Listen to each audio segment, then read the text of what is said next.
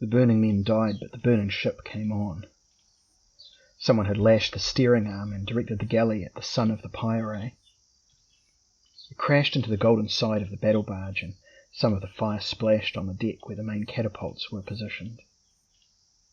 The cauldron containing the fire stuff caught, and immediately men were running from all quarters of the ship to try and douse the flame.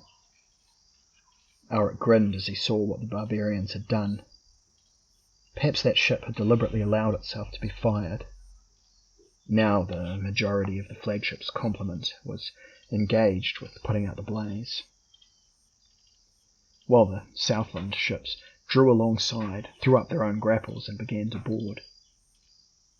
"We're boarders," Elric shouted, long after he might have warned his crew. "Barbarians attack." He saw Ericune whirl around, see the situation, and rush down the steps from the bridge. "You stay here, my lord," he flung at Elric as he disappeared. "You are plainly too weary to fight." And Elric summoned all that was left of his strength and stumbled after his cousin to help in the defence of the ship. The barbarians were not fighting for their lives. They knew those to be taken already. They were fighting for their pride. They wanted to take one Melnibonéan ship down with them, and that ship must be the flagship itself. It was hard to be contemptuous of such men. They knew that even if they took the flagship, the other ships of the Golden Fleet would soon overwhelm them. But the other ships were still some distance away. Many lives would be lost before they reached the flagship. On the lowest deck, Elric found himself facing a pair of tall barbarians, each armed with a curved blade and a small oblong shield. He lunged forward, but his armour seemed to drag at his limbs. His own shield and sword were so heavy that he could barely lift them. Two swords struck his helm almost simultaneously. He lunged back and caught a man in the arm, rammed the other with his shield. The curved blade clanged on his backplate, and he all but lost his footing. There was choking smoke everywhere, and heat, in the tumult of battle. Desperately, he swung about him and felt his broadsword bite deep into flesh. One of his opponents fell, gurgling, with blood spouting from his mouth and nose. The other lunged. Elric stepped backwards, fell over the corpse of the man he had slain, and went down, his broadsword held out before him in one hand. And as the triumphant barbarian leapt forward to finish the albino, Elric caught him on the point of the broadsword, running him through. The dead men fell towards Elric, who did not feel the impact, for he had already fainted. Not for the first time had his deficient blood, no longer enriched by drugs, betrayed him. He tasted salt and thought at first it was blood, but it was seawater. A wave had risen over the deck and momentarily revived him. He struggled to crawl from under the dead man, and then he heard a voice he recognized. He twisted his head and looked up. Prince Ericune stood there. He was grinning. He was full of glee at Elric's plight. Black, oily smoke still drifted everywhere, but the sounds of the fight had died.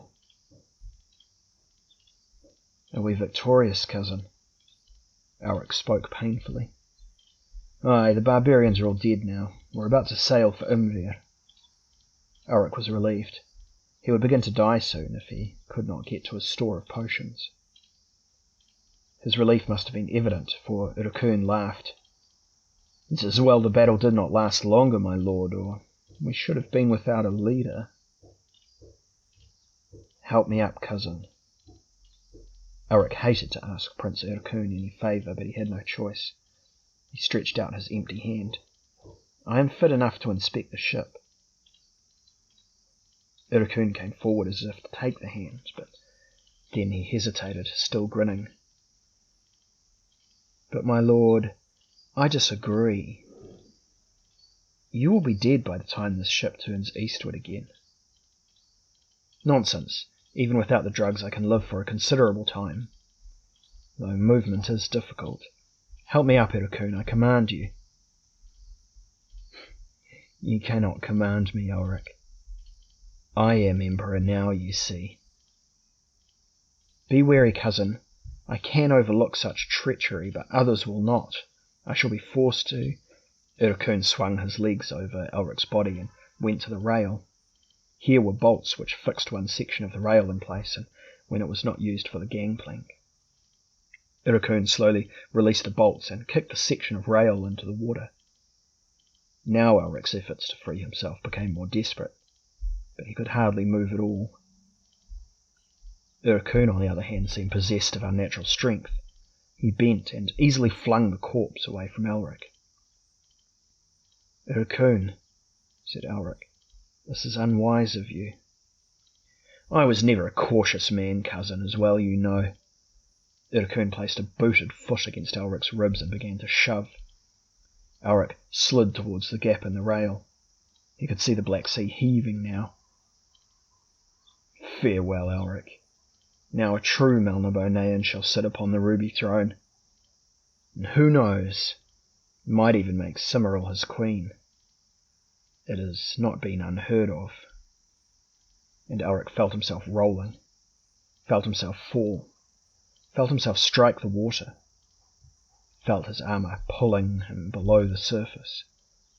And Ercune's last words drummed in Elric's ears like the persistent booming of the waves against the sides of the golden battle barge.